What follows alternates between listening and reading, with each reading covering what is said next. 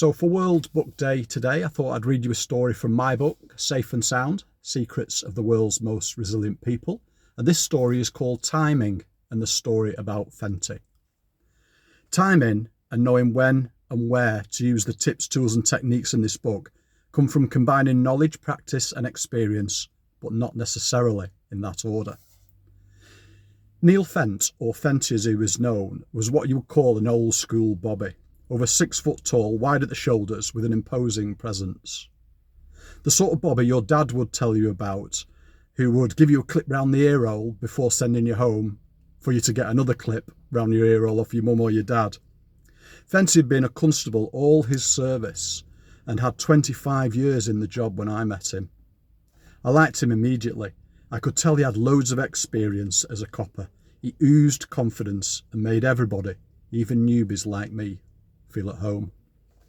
I knew from the start that working with Fenty would be good for me, and I jumped at the chance to be partnered with him on the van. Not only did he know his stuff, but he also had a brilliant sense of humour and also knew where to get the best full English breakfast in Bury. Our call sign was November Mike 01, the subdivisional van working a 2:10 shift one afternoon in May 1990. The call was to a domestic, police language for some sort of family dispute, often minor in nature, but nothing taken for granted because most murders come from a family setting.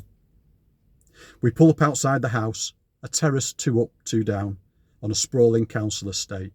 As we exit the van, the screaming and shouting from a male and female could be heard inside the house. The police officers have a lawful entry, lawful power to go in under those circumstances, and the racket coming from the house was giving us a reason and lawful authority to enter.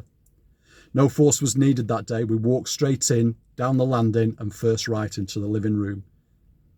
We were met by Mr. and Mrs. Large standing nose to nose in the middle of the room, having a slanging match with each other, oblivious to the fact that 2 constables had just walked into the room. I will never forget what happened next. It wasn't in any police manual of guidance and not written in any conflict management tool that I know of. Fenty sat down on the settee and picked up a newspaper. Grabbing the remote control, he turned on the television and flicked to the horse racing pages on CFAX. For younger viewers, that's like Twitter nowadays, but only better. The couple continued to rant as Fenty sat cross-legged and relaxed, flicking his gaze between the paper and the telly. I stood in the doorway, dumbfounded with no idea what was going on. About 15 seconds later, the couple slowly became aware that a policeman had walked into their living room and was sitting on the settee looking at the horse racing results on the telly. They stopped rowing, both looking at Fenty with a look of horror and disbelief on their faces. Mr. Large spoke first. "What do you think you're doing?" he yelled. Fenty replied calmly and quietly, with his gaze still fixed on the television. "Hi folks, we've had a call about a disturbance here, and I just wondered if there was anything that if there was anything we can do to help. But if you don't mind, first, I'm just going to check the racing results from the 3:30 at York." I still had no idea what was going on. But what I did know was that the fighting had stopped. Their attention diverted away from fighting with each other and towards positive conversation with us that started to resolve the issue. It was a surreal moment, but it had worked.